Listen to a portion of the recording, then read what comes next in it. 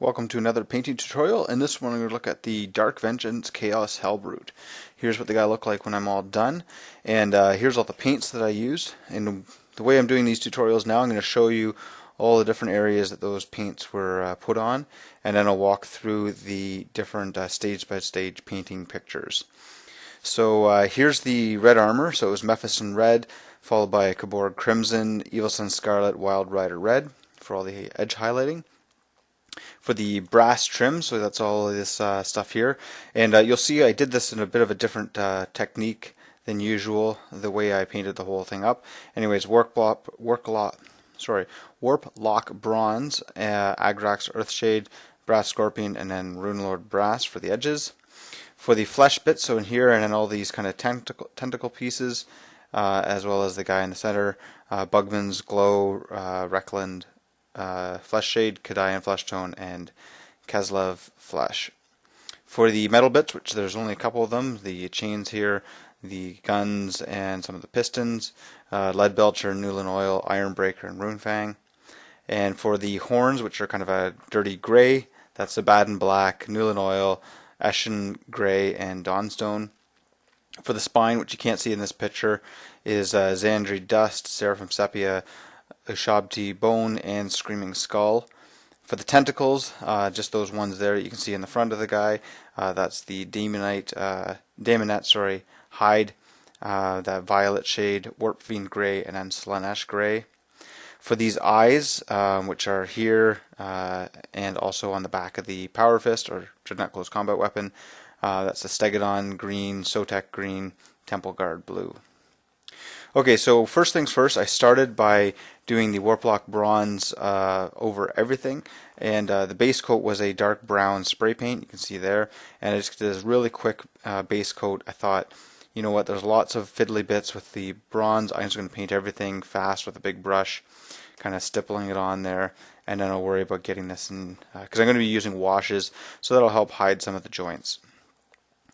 So there's the back side, not quite as much brass on the back. Okay, then I went along with the Mephiston Red and I painted in all the other bits. So this wasn't too difficult. I didn't worry too much about getting exactly in there because I ended up, even though at the beginning I said I used Kaborg Crimson, I actually used Agrax Earthshade over everything here. So the next one is going to be that. Okay, so there's the Agrax Earthshade, and so what it does is it's going to help hide all of these little joints where I didn't give 100% to get everything covered up. So went over that. Then I went back with Mephiston Red and I touched up some of the areas that were a bit dull. So that's what this is here. So just going over the main surface areas, helping pull the browns just into the edges there and tidy it up a bit. Okay, and then I started highlighting up the reds. So you can see there, got the sort of edge highlights up with the brightest one, and I'm guessing that's probably the last red you're going to see working on. And there's some detail on the face, and I'm going to start working on the brass, I think. Yeah, so I've done the first highlight with the brass here. Now I've done the base coat with the flesh and the Daemonette hide there. So just adding some more of the base coats now that I've done some of the major surface areas. And there's the spine there.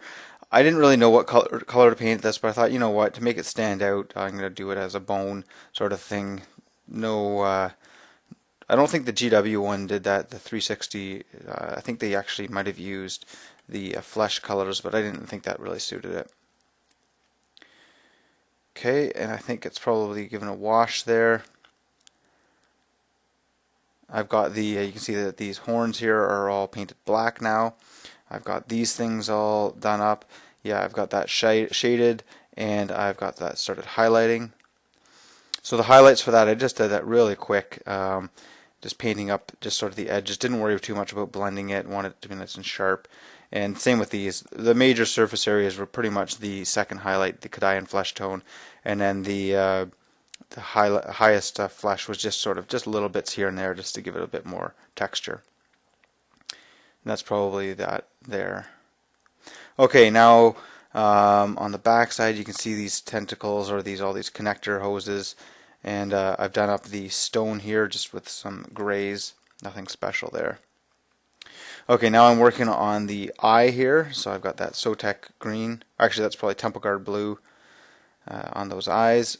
And there you go, highlighting up in the center there. So you can see it just leaves kind of a rim around the outside. And same with all those. And I've highlighted up this tentacle here. Now I've got the grays coming on these horns here.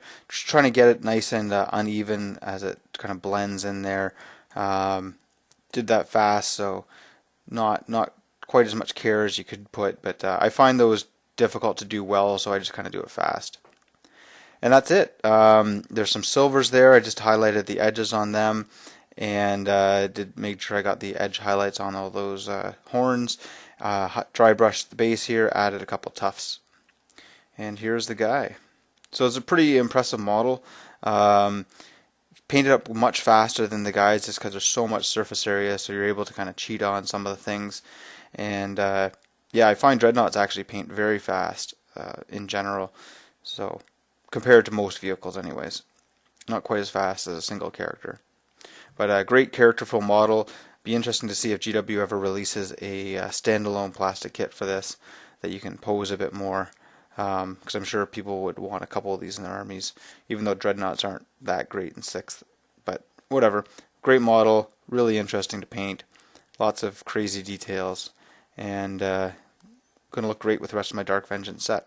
Hope you enjoyed this. Check out my blog, and there's some links in the description below. Check those out, and make sure to subscribe. See you next time.